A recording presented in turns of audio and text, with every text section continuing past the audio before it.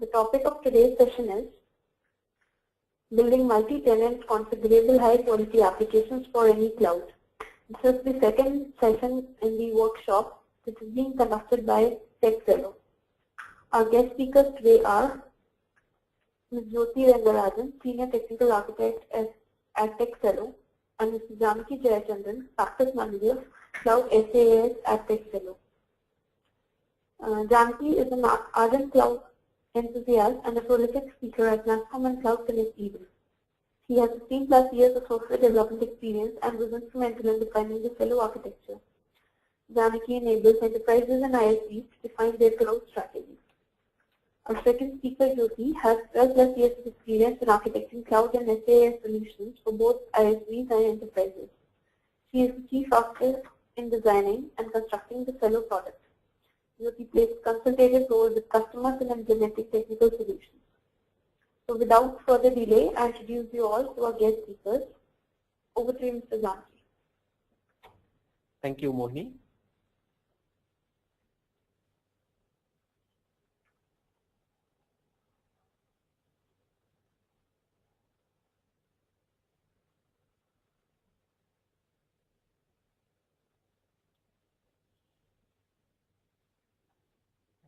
Once again, welcome everyone. So in today's session, we are going to look at the following agenda. We are going to take a deep dive analysis on multi-tenancy. What does it bring to the table? Why should we even try to build a multi-tenant application or a product? We'll also look at some of the key decision parameters which would help you to decide if multi-tenancy is the right thing for your product or application. And then there are so many approaches, degrees in which you can support the multi-tenancy. We'll look into that. And followed by that, Jyoti will be covering two more NFRs today. That will be security and customization. So with that, I'll get started with the first session of multi-tenancy.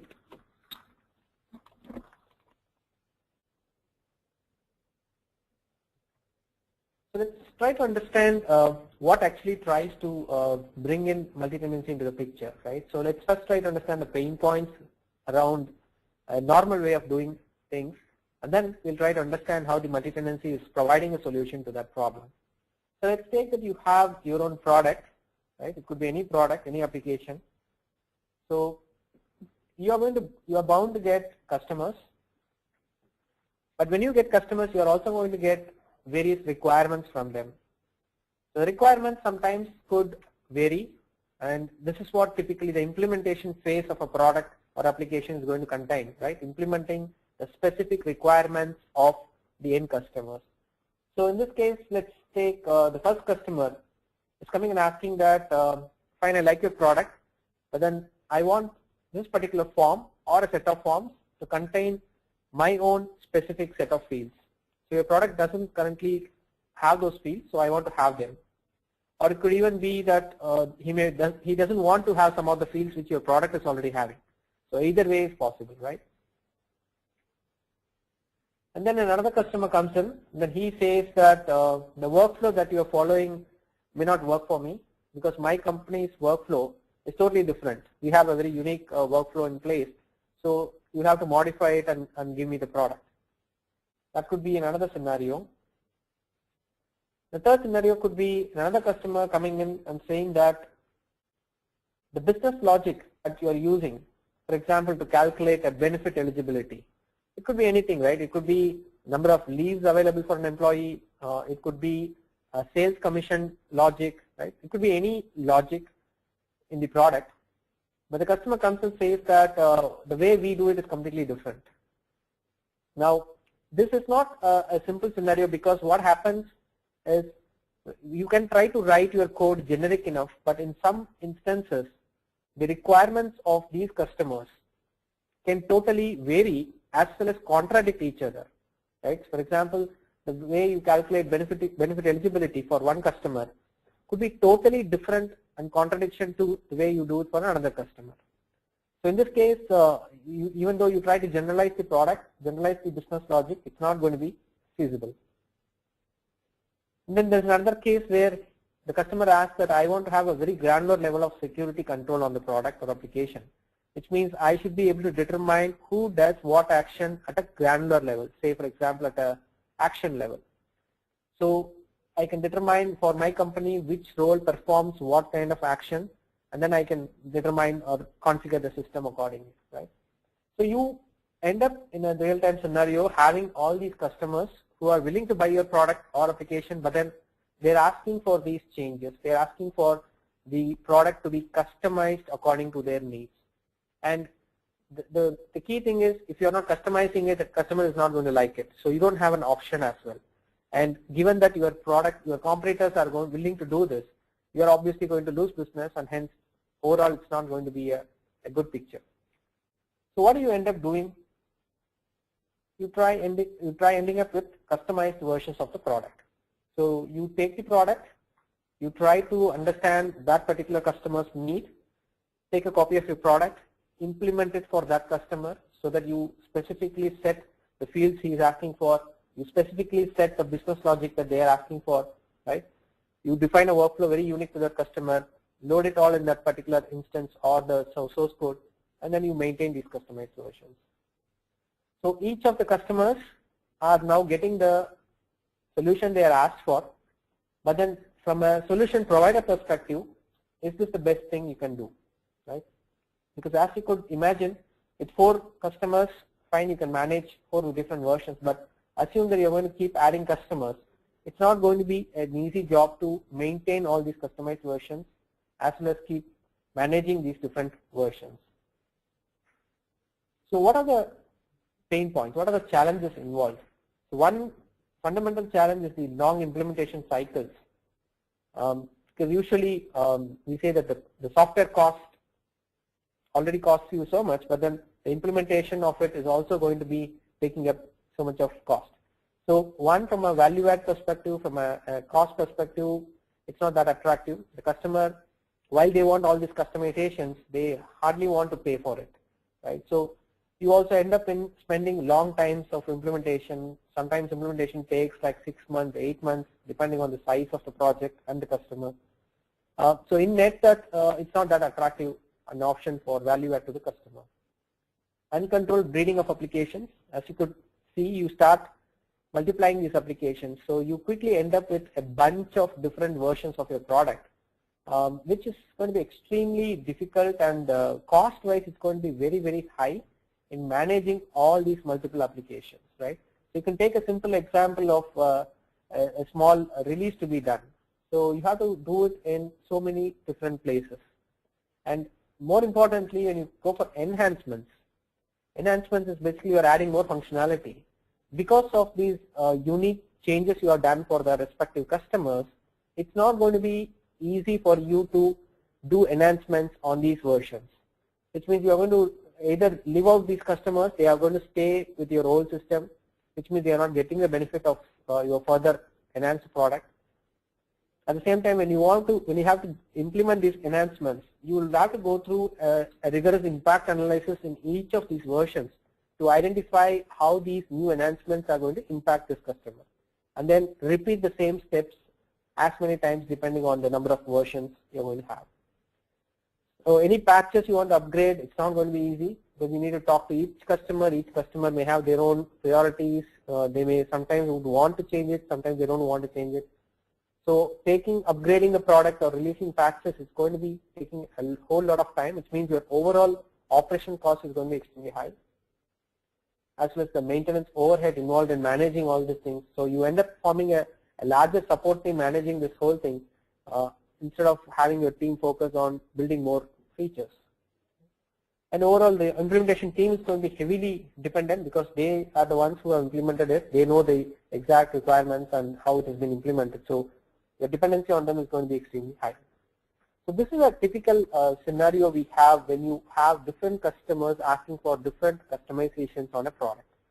Now, is there a way to handle this scenario in a much more easier way, in a much more organized way, right? So that is where multi-tenancy comes into picture. So in terms of multi-tenancy solution, the fundamental difference lies in building your product, not just with the functionality, not just a product, but a product which is capable of multi-tenancy, right? So you you build your product with a multi-tenant architecture in place, which means the product on the architecture is capable of identifying all these customers through a set of settings.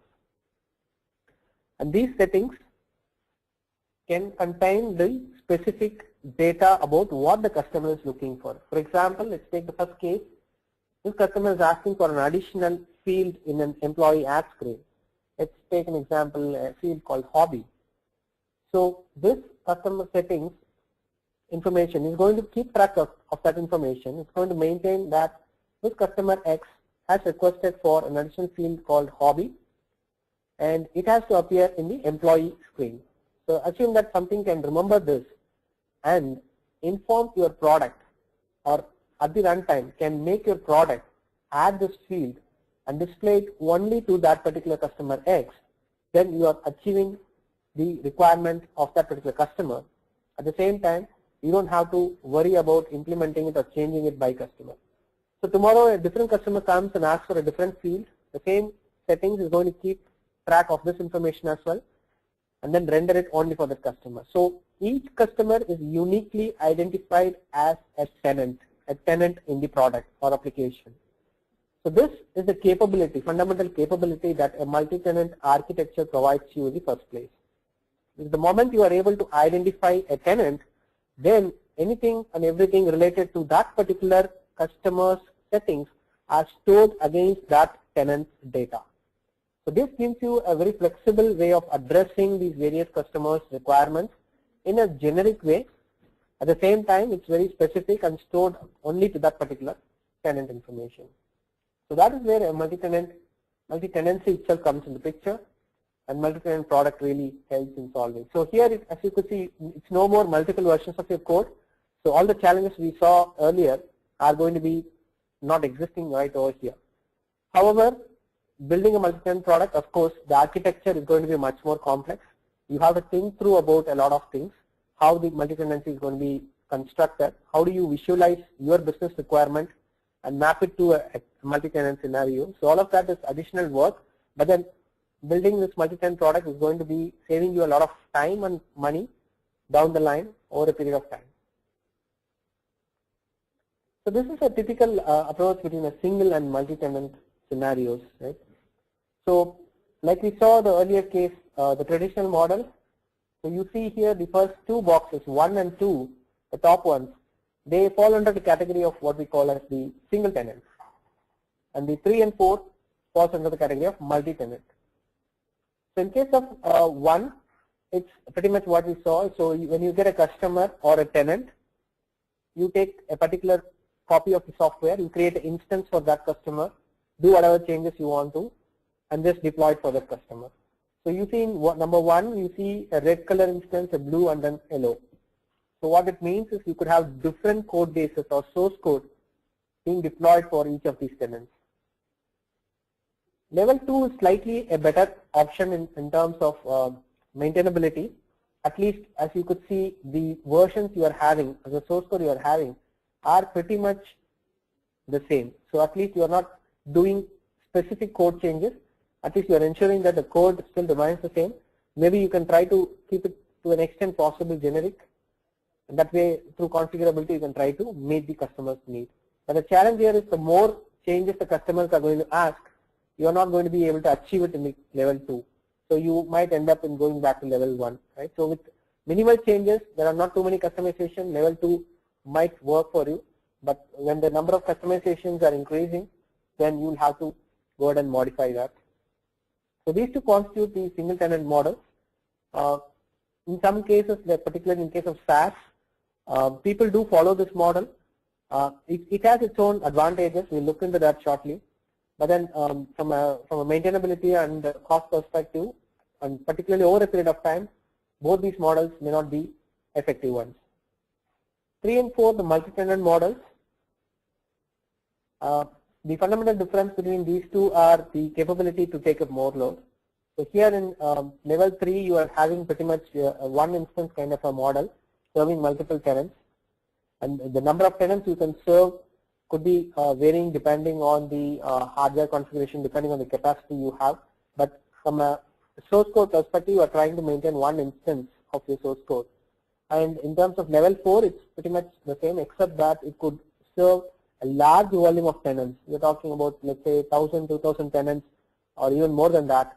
So when you're growing by that scale, which is possible in a SaaS model, where you are trying to address small and medium customers, SMB.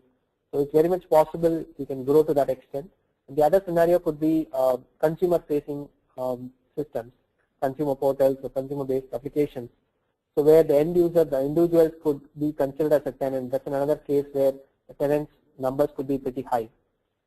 So in both these cases, so you have a single instance serving multiple people, and the entire product being multi-tenant capable, which means it knows, detects which customer, which tenant is requesting for information, and then the whole thing works based on the settings for that particular customer. So looking at the factors between these 4 levels, how do these things vary and where exactly should I be concerned about? So some of the factors like operational efficiency, like we saw, is going to be extremely low in terms of level 1. As we saw, you just cannot maintain so many versions in the first place. So relatively speaking, level 1 has a very low score on operational efficiency compared to level 4, where the efficiency is going to be extremely high, because even if you take a small upgrade or an enhancement to be done, you are going to be doing it in either one place or in a handful of places, right? So which means it's going to be much more effective. Maintenance efforts extremely high, level 1, because you have to keep doing it again and again. Level 4 again is going to be very low maintenance wise. Scalability, again level 1 is not scalable at all as a model. You're going to keep spending on infrastructure, you're going to keep repeating things, so it's not going to be a nice model from a scaling perspective. Again, level 4 is more better compared to that. Time wise, level 1 might take you less time to build or move to, primarily because you're not doing any changes over there. So you're not going to be spending time in terms of modifying anything, right? You take your functionality as it is and you are giving to the customer.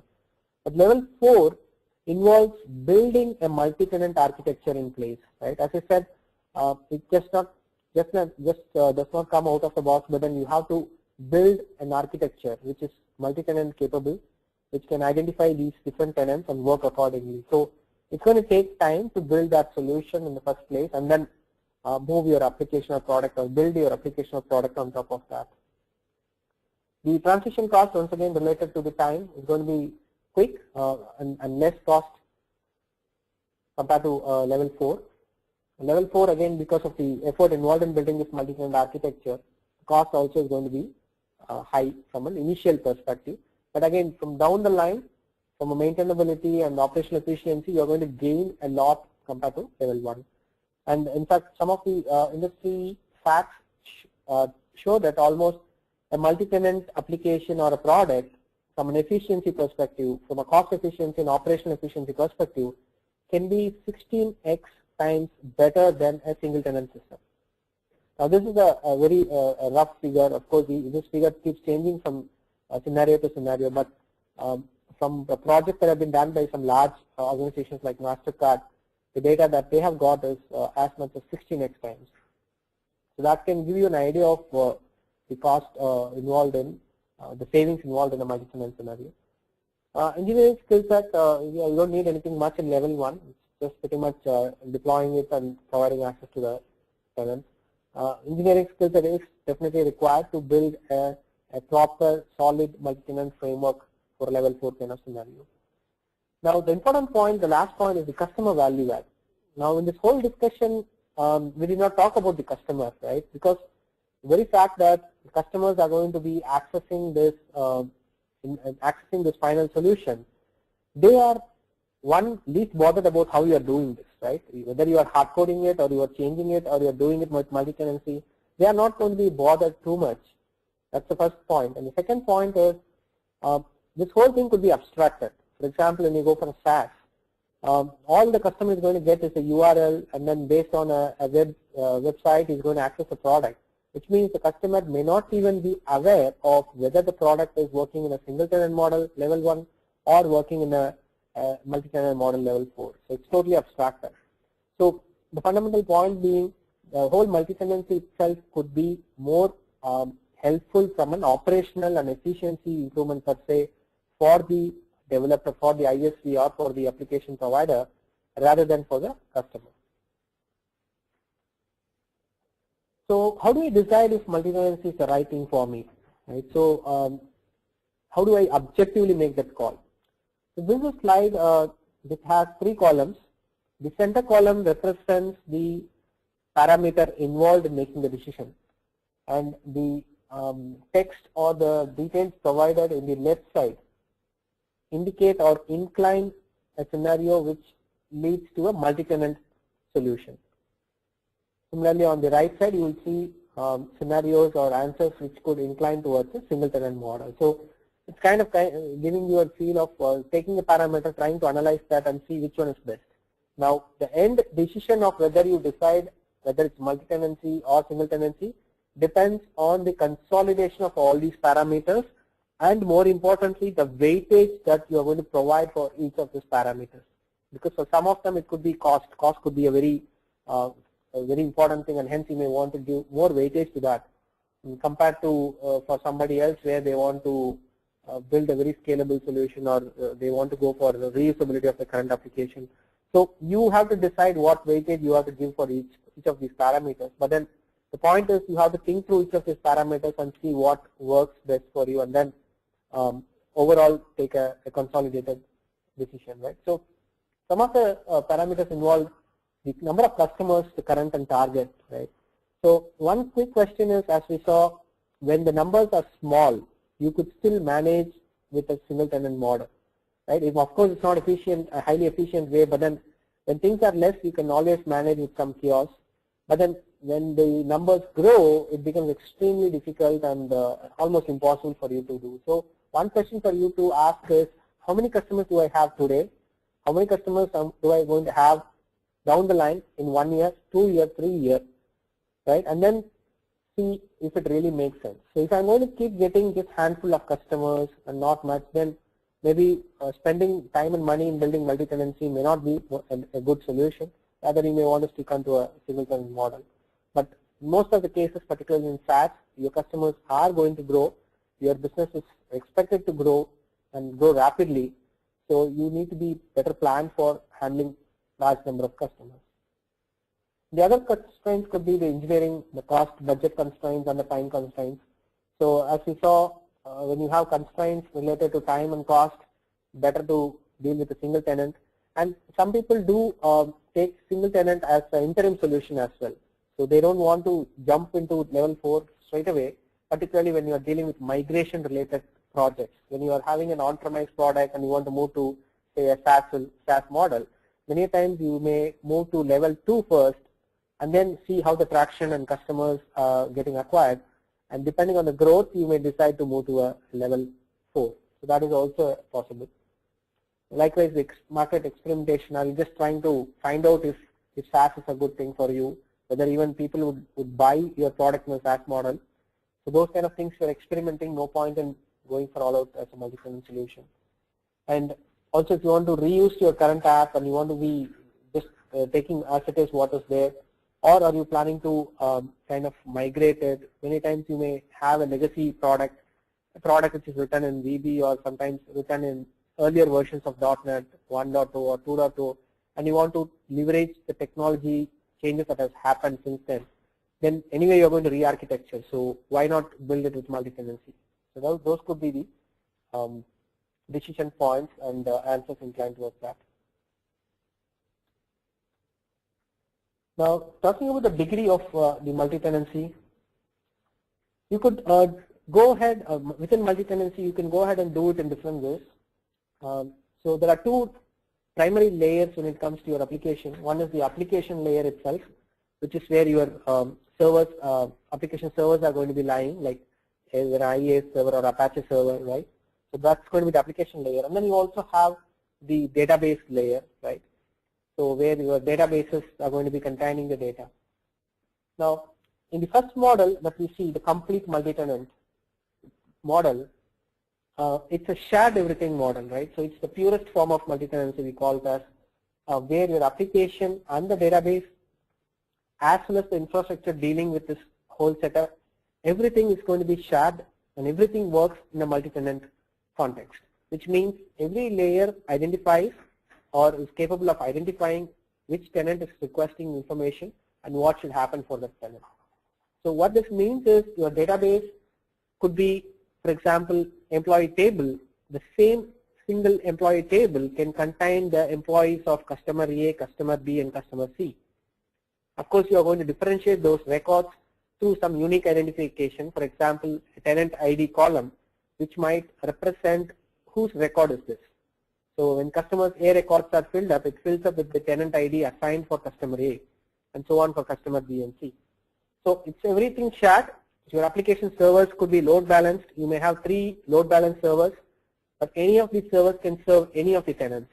In fact, the first request of a tenant A can come to server 1, but the same tenant, the second request may go to third server. So everything is like tenant agnostic, so it can understand and exhibit accordingly. And the whole infrastructure is also shared. The second model is a slight variant to it. We call this a single tenant database. So here the application layer and the primary infrastructure is common, but then the databases itself could be different. This is done for various reasons. One, from a compliance per se, 2 from a security per se, and 3 is there are some requirements where you will have to do some data related administrative operations like backing up of data and some security implementation within the data. So you need to be able to do these differently for different tenants, right? So you can do that only when you logically separate these databases. So you may have customer 1 stored in a separate database called customer 1 and customer 2 in a separate database, and the application once again is multi-tenant context. So as part of the settings, it also identifies which database should be connected to which customer. So once a customer requests, it goes and identifies which database is assigned for this customer and then operates on that particular database. So in this case, each database are going to have their tables, say employee tables separately, and appropriate records are going to be fetched. The third model is again a variant, but this time it's going to be on the application level. This is a very rare model, but in some cases it comes to help. So here the database remains common across all the tenants, but then the application layer is different. This could be done for reasons like you want to, for example, provide different size of hardware to different customers. For example, one customer is a very small customer and only very few users are using it. You may want to assign a very small size hardware for them, right? So you want to put a low configuration system there because that is sufficient in that case. Whereas another large customer is going to be using with a large number of users and a lot of processing is going to happen. So you want a larger box there, a higher capacity processor, a higher configuration server in place. And of course, you are going to charge these two customers differently. Your small customer, you're going to charge according to the configuration you provide him, and the large customer is going to be paying more because he's using a larger server. So you will go for this model when you have scenarios of this nature. And the other aspect is the tenant hierarchy itself. The multi-tenancy also provides you the capability of forming something called as a tenant hierarchy. So tenant hierarchy is basically representing the various customers in the form of an hierarchy. For example, let's say Microsoft is an ISP, is an application provider. So they provide, let's say, a fleet tracking system. So Ford could use it, GM Motors can use it, Chevrolet, Volkswagen. So each of this can be represented as a tenant, and each tenant can have their own set of end users using the application. The simplest form of a tenant hierarchy. And this hierarchy may not stop at one level; it can go to n level. So you could have, for example, let's say it's a software, an accounting software. Best Buy US can buy. At the same time, Best Buy Canada can also buy, which means within the same company, it could be two different organizations or sub-organizations, delivery units that can use this. And each can have its own branches represented as tenants within the system. And they further can go to nth level of tenant. And you can have users in anywhere in this tree, right? You can have users at Best Buy US You can have users at Seattle level, you can have users at the nth level as well. So this gives you a nice way of representing an organization hierarchy. That way implementing the security norms and policies becomes much more easier. There is also this reseller model possible. So when you have a SaaS product, again, you may have resellers who would probably do white labeling and they will sell it to their end customers, and then they kind of pay you a commission back to you, right? So a typical reseller model. So you could have, for example, have University of Pennsylvania act as a reseller for you, which means Pennsylvania itself is not going to use your product, right? Instead, it's going to be used by the colleges. So it could be distributed to college 1, 2, and so on, right? So distributor, reseller, distributor model. And virtual tenants are also possible. For example, when you want to group different tenants under a category, and then you want to apply settings to that category. For example, there could be hospitals available, and there are like long-term healthcare hospitals, and there is some emergency hospitals. So the settings you do, the workflow you have may differ between these two things. So you can create a virtual tenant, which means it's not a real tenant, but a tenant category kind of a thing, which can have all the settings in place. That way, when you get a new long-term healthcare customer, it's easier to add them under this virtual tenant, which means by default they inherit all these settings, all the security access controls in place inherently, and then it becomes much easier to roll out the implementation for those customers. So where do I apply these multi-tenancy? We saw a few examples. To summarize, one, of course, a SaaS product, it becomes highly effective and highly required also, particularly when the product is growing. It could also be applicable to enterprise cases, where the enterprise has multiple locations. Like we saw, Best Buy Seattle is there, Best Buy Chicago is there. So Best Buy could buy this product, but then they want to implement it in different ways across the two geography locations they have. So it could be either geographical locations, or it could even be various business units within the enterprise. E-governance is another classic case. So you have so many states, even within India or the US, you have so many states. So each state may implement the way they want to do things differently. So when a solution is implemented across the states, you want to give that capability for them to handle it differently. Platform BPO is another catchy term you might have heard. Once again, that platform BPO fundamentally operates under the multi-tenant context. BPO, as we know, they service different customers under different service lines.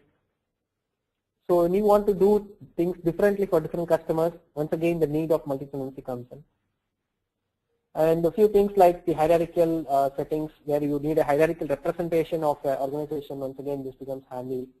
And the country-specific solutions, as we saw, you may want to implement a solution in Finland, you want to implement one in UK, Scotland. So you want again to represent each of these countries as tenant, and you can do these settings accordingly. So that brings us to the multi-tenancy part of it. With that, I'll hand it over to Jyoti. Thanks, Janaki. So in this part of the session, we are going to look at one of the most important NFRs again, which is security. So what security and what are we trying to achieve as a part of this non-functional requirement? So it deals with the prevention of unauthorized action. So people who have access to do an action are only supposed to do it, right? So we are preventing a security breach or unauthorized access. And again, it's just not enough if we prevent it. We should also be able to have enough data points to detect or analyze if there was any try of unauthorized action breach. So we are trying to prevent an unauthorized action as well as log or instrument data points that could tell us if an unauthorized action was about to take place. In addition to that, that application needs to ensure confidentiality and integrity of data. So if you have to achieve all these, so what is it required in your application or the product? So the first thing that any product should be capable of doing is providing a role-based access control system. So this will obviously address the whatever we saw, prevention of unauthorized access. So what is role-based access system? So you have users in your application. So people who are supposed to do their actions should be able to do it, and the rest of them should be restricted to perform the same action. So this could be in any format. The roles are going to be different for various applications and for various companies. So according to the system's need, you should be able to bring in roles, bring in privileges, and totally orchestrate who sees what in the system. So that's role-based access control. From a data security point, we are trying to achieve the confidentiality and integrity of data. So again, this encompasses of storage and transit security. So we are talking about data security at two different points. One when it is stored and one when it is in motion. So we look at what are the techniques you can do to secure the data in both these modes. And we'll also very quickly touch base on the web security standard. So we have OWASP standard, which is the Open Web Access Security project defined common web security threads and solutions for that. We'll also quickly touch upon that. And then we'll also look at ways to instrument the data for security, right, which is what we call a security audit trail. We'll also touch base on what are some of the techniques you can use to have a very robust security audit trail system.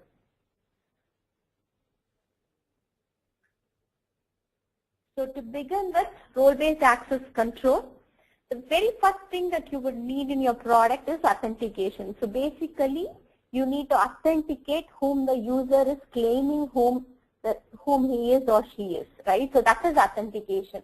Now, kinds of authentication that you can have in your system are most common one, username password based authentication. So the user provides a username password and then logs in.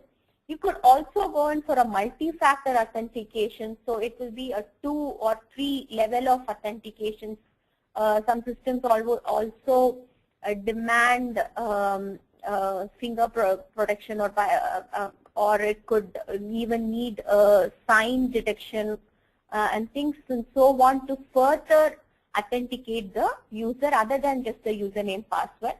And you could also go in for a claim-based authentication, which is again a very normal or standard-based authentication. Like you could use SAML, which is the usual standard for claims. So one of these could be your way of authenticating the user. Now, where can the user identification information reside in a web environment? Especially, it could either be stored as a cookie or it could be in a session. So these are pretty much most likely used mechanism to store the end user information. And most of the technologies right now make it very simple. They already have a mechanism to handle sessions and cookie and so on. It's quite simple when you use technologies like .NET or Java and Ruby on Rails, which automatically provide these.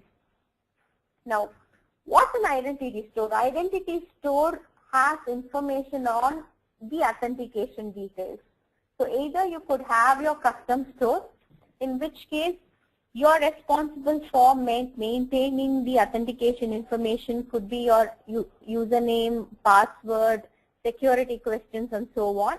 If you're having your own custom store, things that you need to take care of is properly securing your passwords, right? The passwords should automatically be encrypted and hashed and stored because it's a very sensitive data. You should definitely look at it. In addition to that, you should have policies for password reset, right? These are again additional security mechanisms that you have to take so that passwords are not easily cracked. So if you have your own custom store, if you are maintaining the username and password of your customers in your database or data store, you're supposed to follow these two. Now, if the other common mode of authentication or identity store is Active Directory, right? So if you're building an enterprise application, especially 90% of the time you would integrate with your LDAP or Active Directory in the enterprise or organization. So Active Directory again is a form of identity store. In addition to these two, Identity Federation also is a way of providing you the identity information. So what's Identity Federation? It's a mechanism wherein you federate between multiple identity stores to get the authentication information and or to validate the authentication information, right? So we'll just very quickly look at the scenarios here. So you could be on organization 1 and people from organization 2 could be using your system, right? Organization 2 could be your customer users who are going to access your system. In this case, you do not want to manage and maintain the authentication information of your customers' users. So what you can do is you could trust your federation server, and the federation server can internally talk to your customers' identity stores and then automatically authenticate the information that is passed. So this allows you to very easily handle things like single sign-on. So federation also quite easily detaches your headache of handling all these different identity stores when it comes for different customers. So you could just pick a federation server and authenticate using a federated identity that would allow you to talk to multiple identity stores seamlessly. So you also have federation servers available from a lot of vendors, like you have ADFS, which is directly available with Windows. You have Azure Access Control Services available from Azure and Microsoft, and so on. So you have a lot of single sign-on servers that you could directly install and use for your federation services. So these are the kinds of authentications you could do for your application, and the stores or place where you could manage your authentication information. So once you authenticate, the next thing that you'll have to take care in your product or application is authorization, right? So authorization, as we discussed, is the ability to provide access only for the actions that a user is supposed to do and restrict access to the rest of the people, right? So what does it take to build an authorization? Usually people go in for a role-based authorization. So they say if it is admin, then give access to so-and-so, give access to so-and-so links and so on. So what happens is the roles in an organization or roles, especially when you're talking about a multi-tenant scenario where multiple customers are accessing your application, are totally different. So the roles could, what you have as roles today could be totally different tomorrow, and you keep adding your own roles. Each customer would want to bring in their own roles. So the moment you base your access control on the roles, it's subjected to a lot of change. So the best thing to do here is to go for granular privilege-based controls, which means you break your system into features, and then the features you could further break down into privileges. For example, if you are building a CRM and if you have a customer management page or a customer management action, you could break your privileges like add customer, edit customer, and so on, which is more granular in nature. And when you code against the privileges and not for the roles. To be precise, when you are adding a customer, you check for a privilege if the user has a add privilege permission, and not for the role, like if an if it is an admin, allow him to do that action. So what this allows you to do is, you write your code based on the privileges and then dynamically let the application add roles to it. You can maybe give a very simple administration form to for customers to come and add their own roles and map it to their privileges and map users to roles. So the moment you do that, once a user gets authenticated, the discovery of roles happen, right? For this particular user, what are the roles that he or she has, and once that is done, the privileges are automatically populated and the code works according to what privileges are available for that particular user. So this allows you to very easily manage multiple roles of a customer, and if on a long term you would be able to bring in any kind of granular control on your product.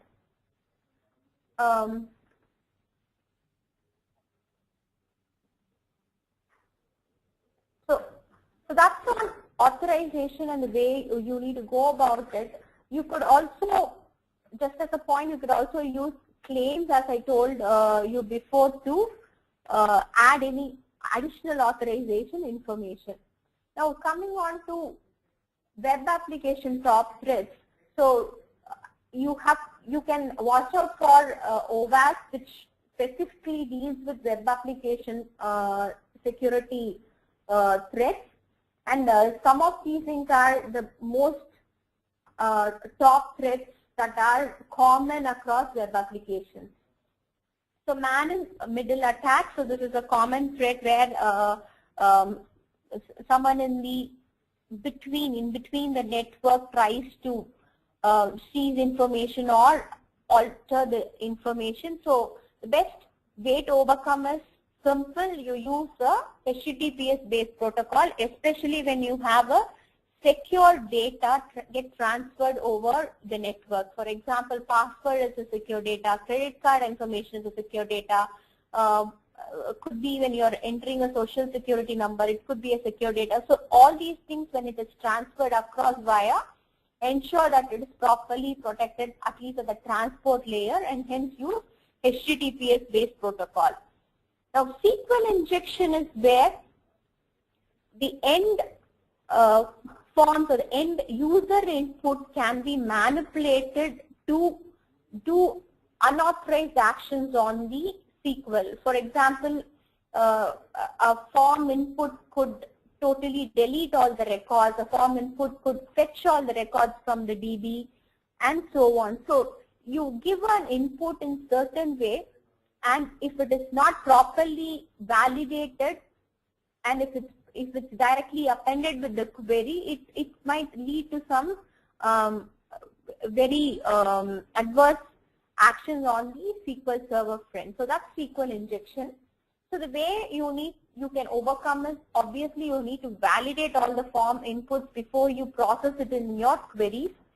Now these techniques are quite become quite easy nowadays with the technologies like .NET. You just could use parameterized queries instead of appending or just going for a string-based appending. You could pass on as a parameters. Even for store procedures, if you pass on the parameters and then check that, these threats could be minimal. Malicious script injection and cross-site scripting.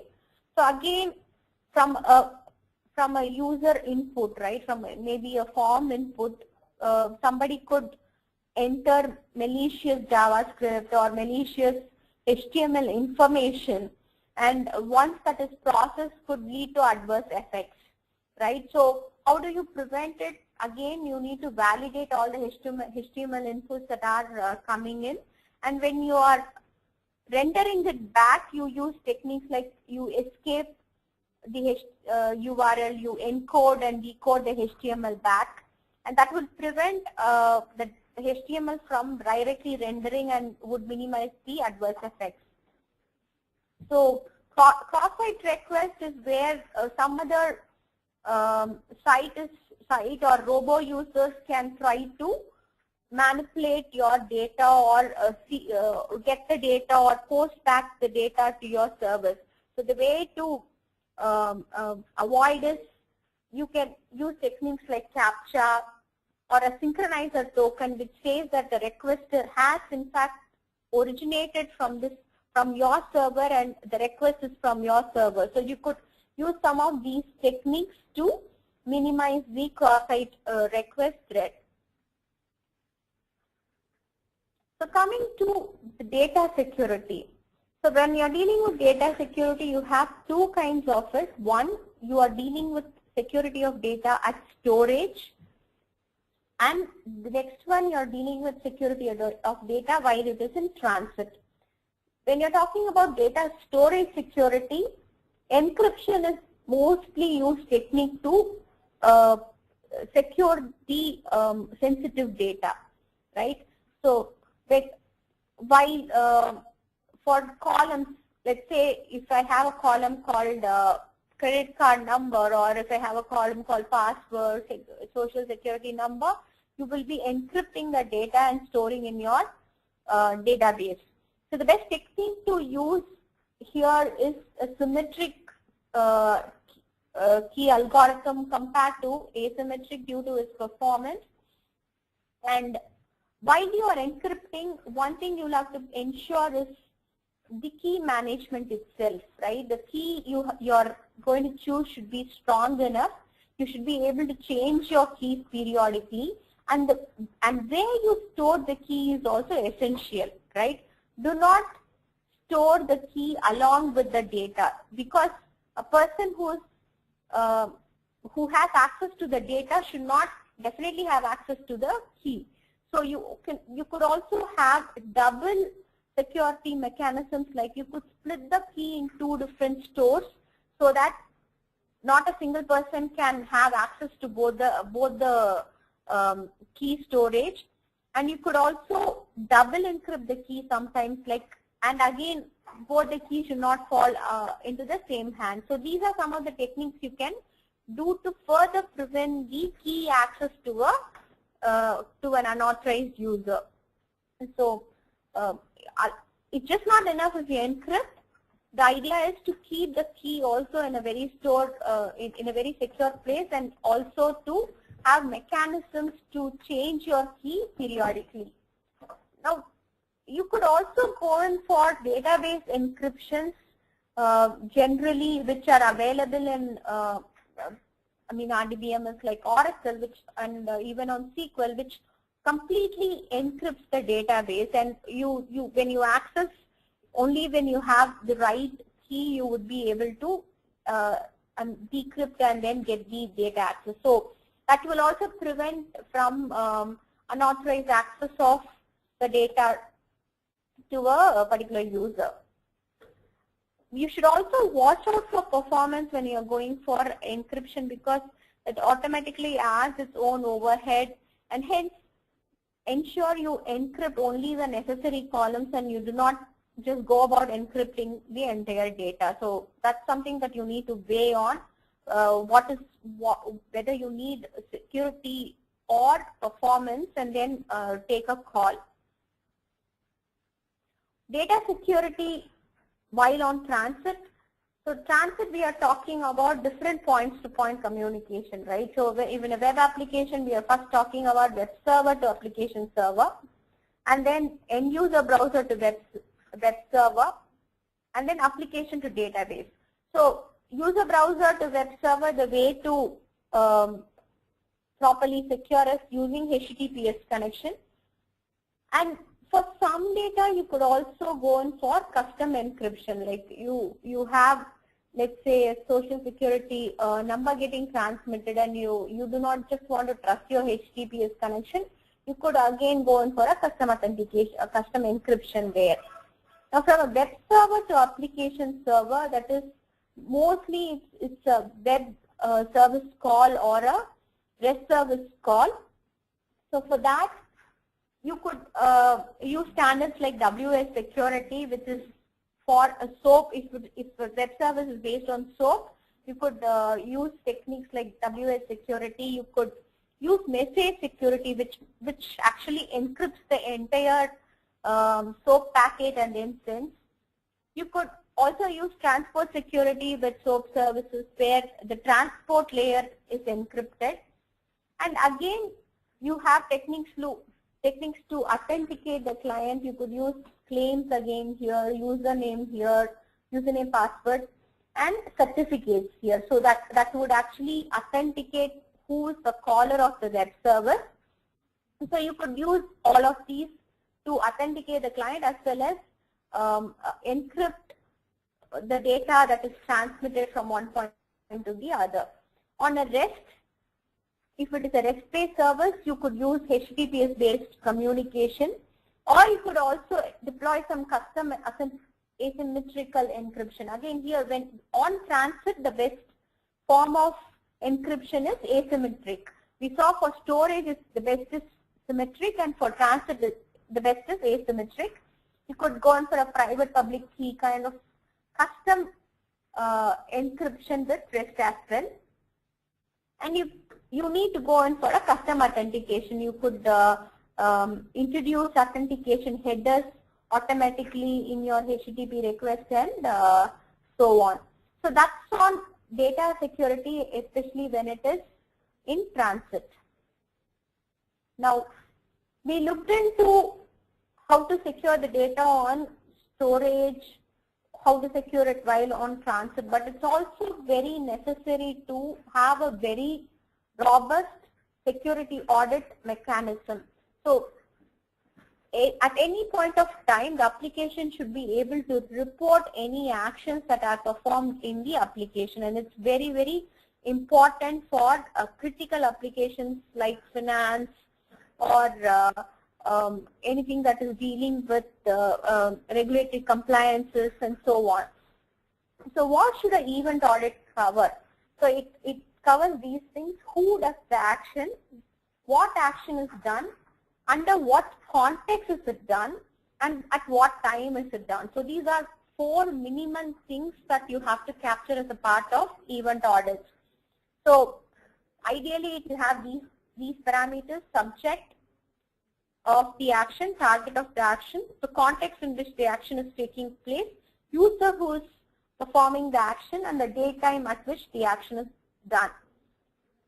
And also for performance reasons, it's better to store the audit data separated from your transactional database so that the load and the volume of records of audit are going to be huge, and hence you can separate it out easily. And whenever you need a real-time audit, like you automatically need to fetch for every millisecond the audit information, if you have such a requirement, going for a audit cache is better. Now, to implement a security audit, you have again 2 different techniques that you could employ. One is a snapshot-based auditing, wherein every snapshot of the record is maintained, right? So when you are updating an information, automatically a copy of the previous state of the record is taken and the new one is updated.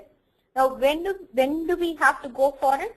It's more suitable if your application needs past data as well. So it's just not for a postmortem, but you also are using it for reporting and so on.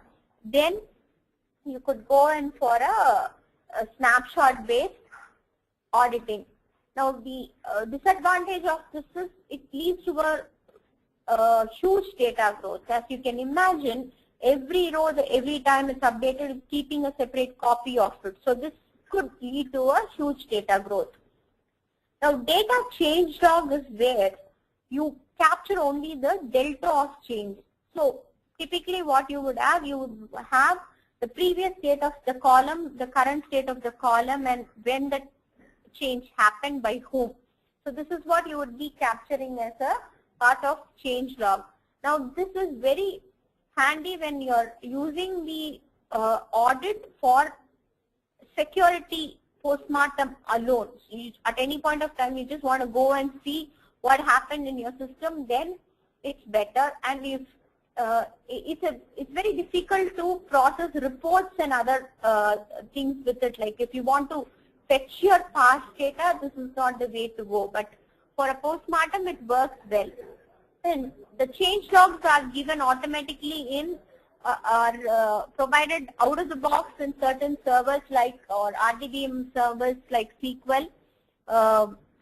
You have a mechanism like change data capture with. So the advantage of it is the developers need not write code for it, and it is automatically supported out of the box. So with that, we come to the end of security. So what we looked at was we looked at authentication, different kinds of authentication, different stores of authentication, how you should go about designing your authorization. We also touched base on the web application security threats, and we also looked into the data storage as well as transit security. And then finally, we also looked at what you should consider as a part of security audit threat. I think we're running out of time, and hence we'll cover customization as a part of the next webinar, and we'll answer the questions right now. Yeah. Please feel free to post your questions. We'll take up a set of questions and then we'll try to answer them. Okay, the first question we have here is a person, Poonam Kamboj, has asked, here in multi-tenancy, even a single patch is going to affect all customers. So won't it be more in terms of efforts? I believe you are referring going to affect all customers by means of maybe bugs or something. Now that's a positive as a negative thing, because when you have a bug, it's easier to just fix it once and deploy it, right? Instead of doing it with every single customer, that's a big pain. And moreover, the quality, improving the quality of the software, avoiding bugs is a totally different issue altogether, and that cannot be a reason why you don't want to choose a multi-tenancy.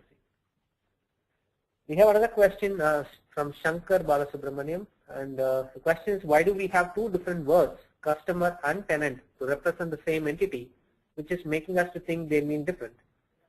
It is different because, like we saw, tenant can represent any logical group of users within the system. Let me take a simple example. Assume Texelo wants to use a HR system, and I go ahead and buy an HR system.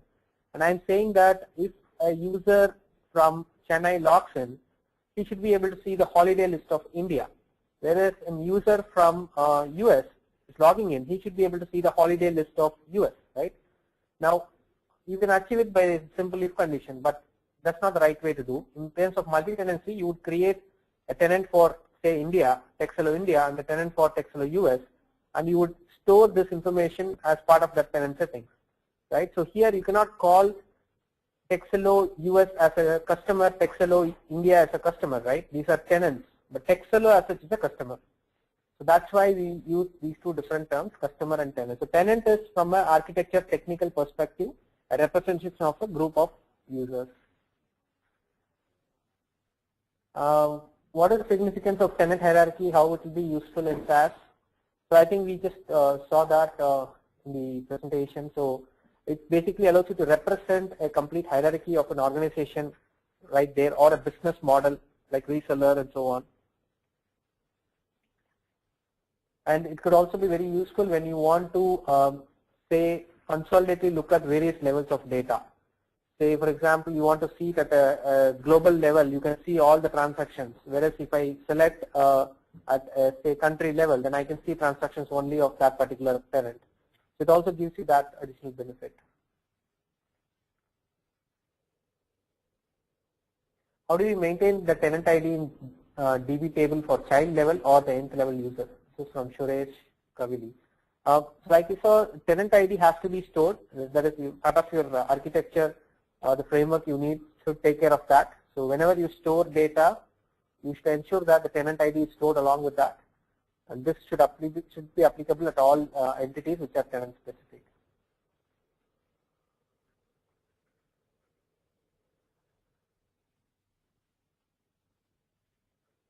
We have a question from Vijay Kumar. hi, can you please look at the typical architecture of the multi-tenancy application and how and where the tenant configurations are stored, etc. You have multiple options in storing the tenant configuration details. Usually these are stored as part of the metadata information. So you could either choose to store this metadata information in the same database as you are storing your functional data, or you could keep it as a separate database altogether.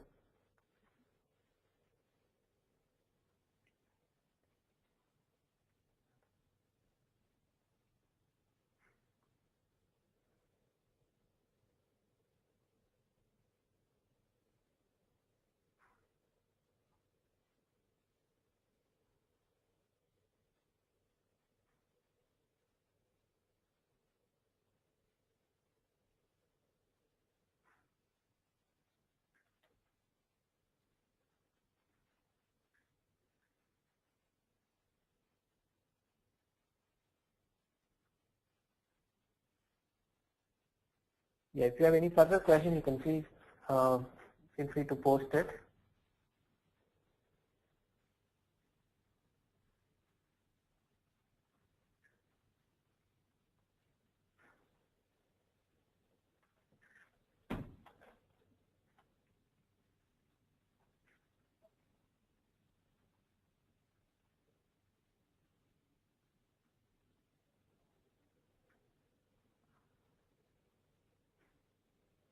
Okay, so we have a question from Prasad, which says, does privilege-based access complex as compared to client-based permissions? I suppose the question is, if you, instead of just checking against the client ID or the role-based permissions, if you have whether a permission-based system is complex, it is not. In fact, it is very easy to go with a minute privilege-based system and then build everything on top of it, be it client licensing or role on top of it, and then your system can be easily maintainable also, and the effect from a development is almost the same. There is no difference in the development effort.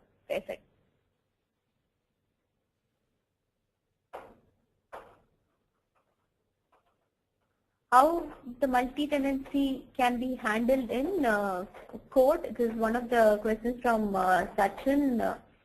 So the multi-tenancy itself, so you deal with configuration, you deal with the separation of data, right? The separation of data or data isolation can either be automatically handled as a part of your framework so that the developer may not have to specifically write code for it. So that could be one of the ways, or you could, the very simple technique is to go and append the tenant ID or the tenant's information in all your fetch queries, insert, update, or be it cache related information and so on.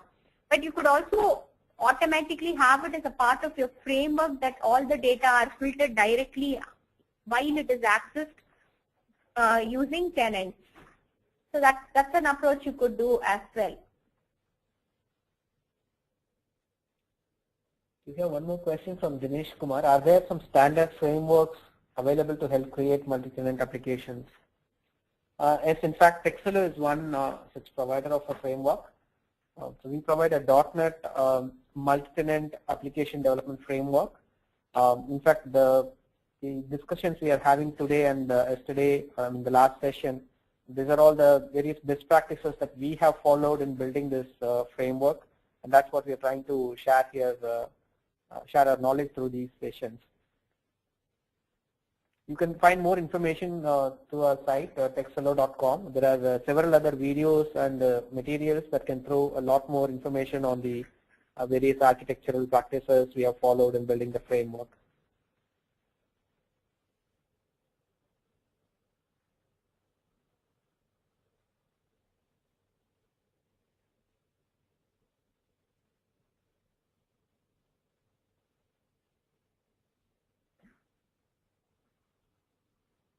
Well, thank you so much for the insightful presentation.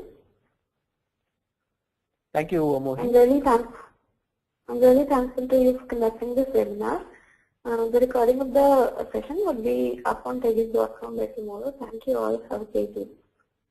Thank you. Bye. Thanks a lot.